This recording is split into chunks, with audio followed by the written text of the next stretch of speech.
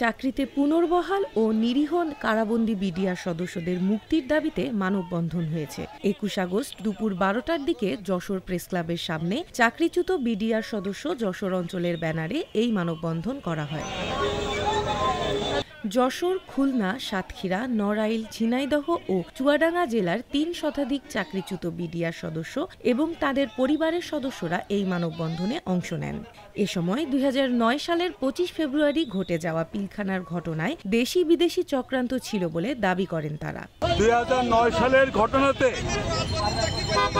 ছিল এতদিন, গত ২০ দিন আগে ছিল এটা পিলখানার বিদ্রোহ ঘটনা।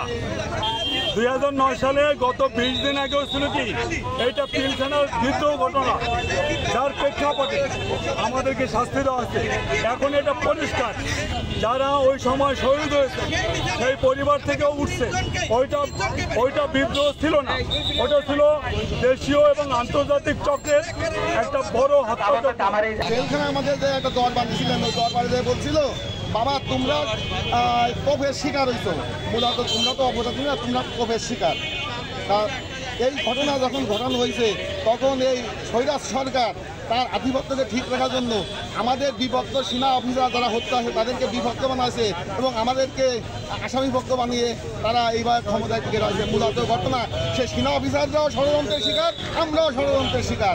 মানববন্ধনে নিরপরাধ বিডিআর সদস্যদের পুনর্বহাল, জেলে বন্দী নিরপরাধ সদস্যদের মুক্তি, ২৫ ও ২৬ ফেব্রুয়ারি শহীদ সেনা হত্যা দিবস রাষ্ট্রীয়ভাবে পালন এবং চাকরিচ্যুত বিডিআর সদস্যদের চাকরিতে পুনর্বহাল সহ ৬ দফা দাবি তুলে ধরা হয়।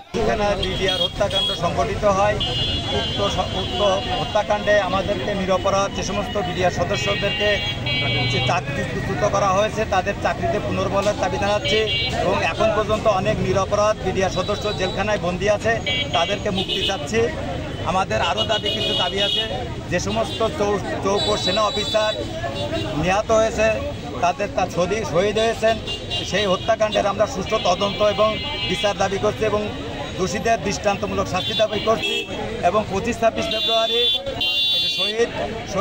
শহীদ সেনা দিবস পালিত হবে, এটা আমরা দাবি করছি এবং সেনা অফিসার ফ্যামিলি কর্তৃক পরিবার কর্তৃক যে 7টা দাবি উপস্থাপন করা হয়েছে ওই দাবির প্রতি আমাদের পূর্ণ সমর্থন রয়েছে এবং পাশাপাশি ২০০৯ সালের সৃষ্ট ঘটনার সঠিক তদন্ত এবং বিচারের মাধ্যমে দোষীদেরকে শাস্তি দেওয়া হোক এবং নিরপরাধ বিডিআর সদস্যদেরকে মুক্তি দিয়ে চাকরিতে পুনর্বহাল করা হোক।